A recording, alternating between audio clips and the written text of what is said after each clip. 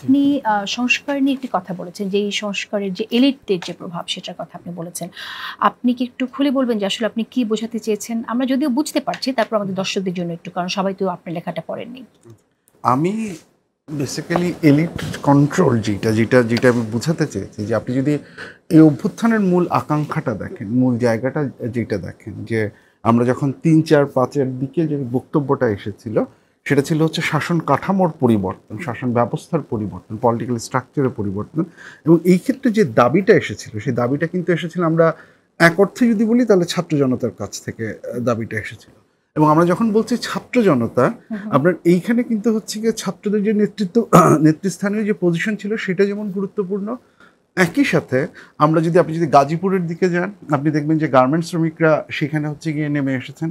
তারা নিশ্চয়ই কোটার ইস্যুতে নামেননি, তারা একটা বৈষম্যহীন সমাজের স্বপ্নেই হচ্ছে গিয়ে নেমেছে। আপনি যদি আন্দোলনের দিকে তাকান তাহলে একই সাথে দেখবেন যে এখানে নারীদের যে বিশাল পরিমাণ অংশগ্রহণ ছিল সেই ব্যাপারটা।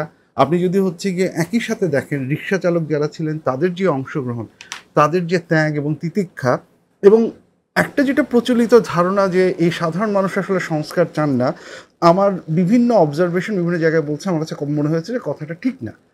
আমরা যে ভাষা ব্যবহার করি হয়তো সেই ভাষাটা ওনারা ব্যবহার করেন না, কিন্তু পরিবর্তন, বৈষম্য বিরোধিতা, একটা হচ্ছে গিয়ে মানে একই ব্যবস্থা যাতে না চালু থাকে সেই আগ্রহটা, সেই আকাঙ্ক্ষাটা এখনও মানুষের আছে। আমি এলিট কন্ট্রোল দ্বারা যেটা বোঝাতে চেয়েছি সেটা হচ্ছে যে আপনি যদি দেখেন, আমরা যখন এখন শাসন কাঠামোর পরিবর্তন নিয়ে আলাপ আলোচনাটা করছি, এই আলাপ আলোচনা at the end of the day আমরা রিফর্ম কমিশনের মাধ্যমেই বলি বা যার মাধ্যমেই বলি, খুব রাজনৈতিক দলগুলো এবং একটা এলিট যদি বলেন তাহলে এলিট ওই অর্থে একটা প্রফেশনাল গ্রুপ, তাদের মধ্যে আলাপ আলোচনার মধ্যে সীমাবদ্ধ।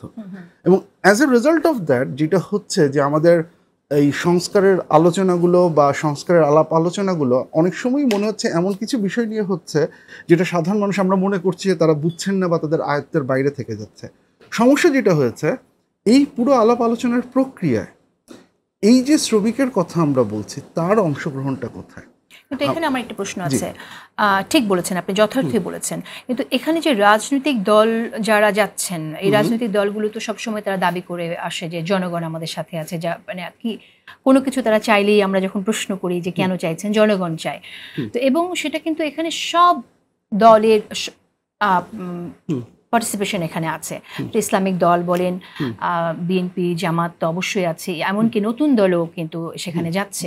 তো আপনার কেন মনে হয় যে এই দলগুলো তাহলে শ্রমিকদের বা রিক্সা চালকদের প্রতিনিধিত্ব করছে না? এই দলগুলো একটা ইন্টারেস্টকে রিপ্রেজেন্ট করে। আপনি যদি দলগুলোর স্ট্রাকচার দেখেন বা কাঠামো দেখেন, কিছু ক্ষেত্রে মধ্যবিত্ত, কিছু ক্ষেত্রে হচ্ছে গিয়ে আপনার একটু উচ্চ মধ্যবিত্ত, এই জায়গাটায় আরেকটা যেটা যে কারণে আমি বলছি যে করে না, যে 166 বা 67টা যে রেকমেন্ডেশন নিয়ে আলাপ আলোচনা হচ্ছে, একটু সেগুলোর দিকে তাকিয়ে দেখুন তো সেখানে শ্রমিকের অধিকারের কথাটা ঠিক কোথায় আছে।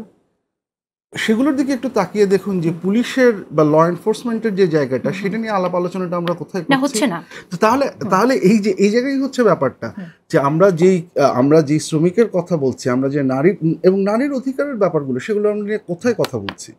তাহলে আমরা যে পুলিশি বর্বরতার শিকার হয়েছি সেই ব্যবস্থার সংস্কার নিয়ে কোনো আলাপ আলোচনা আমরা করছি না। আমরা শ্রমিকের যে অধিকার, এবং আবারও আমি বলছি যে গাজীপুরের দিকে যদি যান, গাজীপুরে গার্মেন্টস শ্রমিকরা যখন নেমে আসেছিল তারা কিন্তু দুটো কারণে, একটা হচ্ছে যে ছাত্রদের উপরে যে নির্যাতনটা চলছে সেটা সহ্যের বাইরে চলে যাচ্ছিল, দ্বিতীয়ত ছাত্ররা যখন বৈষম্যহীন একটা সমাজ প্রতিষ্ঠার দাবি তুলেছিলেন তাদের কিন্তু মাথায় চলে গিয়েছিল হচ্ছে ওই যে মিনিমাম ওয়েজ নিয়ে সরকার তাদের সাথে যে খেলাটা 2023 সালে খেলেছিল, 8,000 থেকে বাড়িয়ে 12,000 টাকাতে করা, এবং যে 12,000টা আসলে বেসিক্যালি তার প্রকৃত মজুরিকে আরো কমিয়ে দিয়েছিল। এই যে বৈষম্য, তারা কিন্তু একটা আকাঙ্ক্ষায় ছিলেন যে সেটার একটা পরিবর্তন হবে। আমরা কি সেই আলোচনাটা করছি? আমরা কি একটা শ্রম কমিশন তৈরি করার যে আলোচনা, একদম ন্যূনতম যে জিনিস সেটা নিয়ে আমরা আলাপ আলোচনা করছি? ওনারা তো গ্রামে যাচ্ছেন, আমি শিওর গ্রামের মানুষজনের সাথে ওনারা যখন কথা বলছেন সেখানে লোকাল গভর্নমেন্টের প্রবলেমগুলো, রাস্তাঘাটের প্রবলেমগুলো, এই লোকাল গভর্নমেন্ট বা লোকাল গভর্নমেন্ট কমিশনের কোনো আলোচনা কি হচ্ছে গিয়ে রিফর্ম কমিশনের কোথাও আসছে? তাহলে এই যে জায়গাগুলো, তাহলে এই পুরো জিনিসটা এমন কিছু, এই বিষয়গুলো যে অগুরুত্বপূর্ণ আমি সেটা বলছি না, কিন্তু সেইখানে এই সাধারণ জনগণের বিষয়গুলো এবং সাধারণ মানুষের অংশগ্রহণ, এই দুইটা জিনিসের কোনো পরিষ্কার রূপরেখা তো আমরা তাহলে হচ্ছে এই দেখতে যে পাচ্ছি না। আয়োজন, সরকার এই যে আয়োজন করছে, এত এখানে সময় দিচ্ছে দলগুলো, তাহলে আমরা এখান থেকে আসলে যা পাচ্ছি সেটা কি আসলে খুব বেশি আমাদের জীবনমানকে, সাধারণের জীবনমানকে খুব বেশি পরিবর্তন, আমার সেটা মনে হয় মানুষের না। আমি পরিবর্তন এই আনবে জায়গাটা আমি কিনা? আমার ওই সাক্ষাৎকারে এটা বলার চেষ্টা করেছি। আমার মনে হয় না যে এটা অর্থহীন।